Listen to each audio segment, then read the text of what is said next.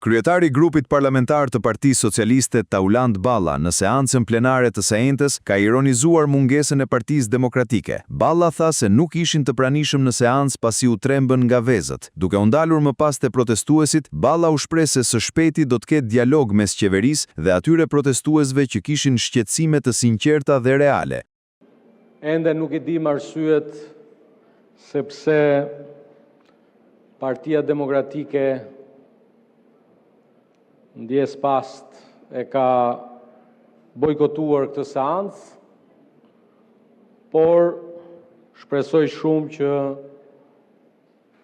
të jetë në seancat ndihmë, kush mendon se mund t'i bëj presion deputetëve të Kuvendit të Shqipërisë për të ushtruar detyrën e tyre në përputhje me kushtetutën dhe detyrimin që Kuvendi ka për të vijuar punën në këtë moment historik të antarësimit të Shqipërisë në Bashkimin Evropian e ka shumë gabim. Nazizmi kështu lindi, duke sulmuar Reichstagun, duke i vënë zjarrin parlamentit. Këta nuk kanë asnjë dallim. Dhe prandaj qëndrimi i këtij kuvendi duhet të jetë i qartë, jo i ndarë në krah.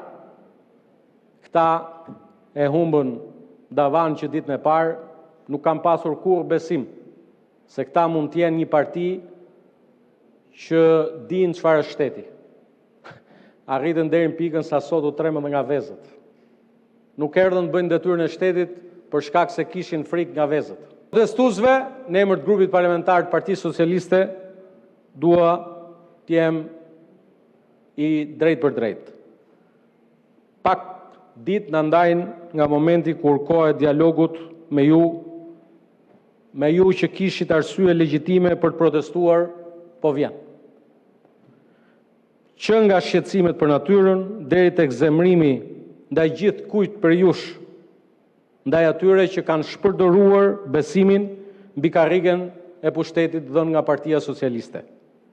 Arsyet e sinqerta të protestës nga ana jon janë të gatshme, jemi të gatshëm t'i dëgjojmë dhe sigurisht të reflektojmë duke i dëgjuar ato.